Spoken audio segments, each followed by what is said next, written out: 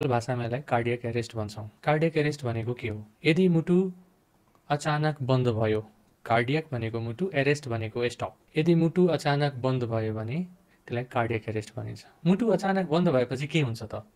मुटुको काम हो ब्लड पम्प गर्ने, उसले ब्लड पम्प गर्न बन्द गरिदियो। अब ब्लड पम्प गरेको बन्द भएपछि ब्लड चाहिँ मस्तिष्कमा जान पाएन, अरू अङ्गमा पनि जान पाएन, तर मस्तिष्क सबभन्दा इम्पोर्टेन्ट हुन्छ, किनभने मस्तिष्कमा अक्सिजनको खाँचो सबभन्दा बढी हुन्छ। यदि 2-4 सेकेन्डसम्म ब्लड मस्तिष्कमा पुगेन, अक्सिजनको र पोषण तत्त्वको कमी भयो भने मानिस बेहोस भइहाल्छ, केही सेकेन्डभित्र बेहोस हुन्छ। सो मुटु स्टप भएको 2-3-4 सेकेन्डमा तपाईँ हेर्नुहुन्छ कि मान्छे ढलिहाल्यो।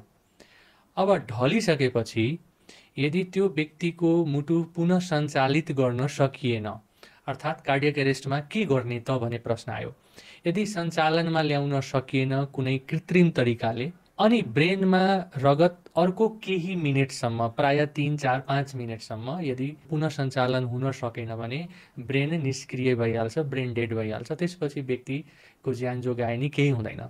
सो तपाईँ कल्पना गर्नुहोस्, कुनै भिडमा, कुनै ठाउँमा, हस्पिटल बाहेक या हस्पिटलको कम्पाउन्डमा पनि यदि कुनै व्यक्तिलाई कार्डियक एरेस्ट भयो भने, मुटु अचानक बन्द भयो भने, त्यो व्यक्तिलाई तपाईँले हस्पिटल लाने बेलासम्म उसको मृत्यु भइसक्छ।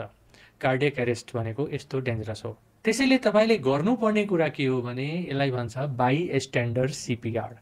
बाई स्ट्यान्डर भनेको त्यहाँ नजिक उभिएको व्यक्ति, सिपिआर भनेको छातीलाई दबाउने, कार्डियक रिससिटेसन दिने।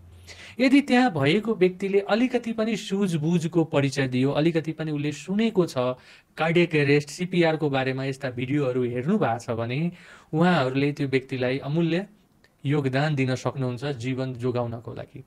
गर्ने धेरै केही होइन, तपाईँ सबभन्दा पहिला त्यहाँ ठाउँ क्रिएट गर्नुहोस्, पहिला प्यानिक नभइकन मान्छेहरूलाई हटाउनुहोस्, त्यही तपाईँ पहिला सुताइदिनुहोस्, भुइँमा सबभन्दा बेस्ट। यदि बसेको छ भने उठाएर तल भुइँमा चाहिँ सुताइदिनु पर्यो। त्यसपछि उसको घाँटी कपडा के छ खोलेर, मेरो पुरानो भिडियोहरू धेरै छ यसको बारेमा, हेर्न सक्नुहुन्छ डिटेलमा। अनि त्यसपछि यसलाई अलिकति माथि तान्नु पर्यो। अनि तपाईँ एकजनाले त्यस्तो गरे, अर्को व्यक्तिले छातीको बिच भागमा जुन स्टर्नम भनिन्छ, दुइटै हातलाई यसरी सपोर्ट गरेर, अनि तपाईँले यसमा युट्युबमा कहीँ गएर यसको हेर्नुपर्छ टेक्निक, मैले यहाँ भनेर मात्रै हुँदैन, मैले कन्सेप्टको कुरा मात्रै गर्दैछु। त्यहाँ तपाईँले दबाउनु पर्यो, अलिकति बल गरेर केही इन्च तल दबाउने गरी छातीको बिच भागमा मुटुलाई थिच्नुपर्छ बाहिरबाट। तपाईँ मुटुलाई थिच्नुभयो भने ब्लड चाहिँ त्यहाँबाट पम्प भयो, ब्रेनमा गयो।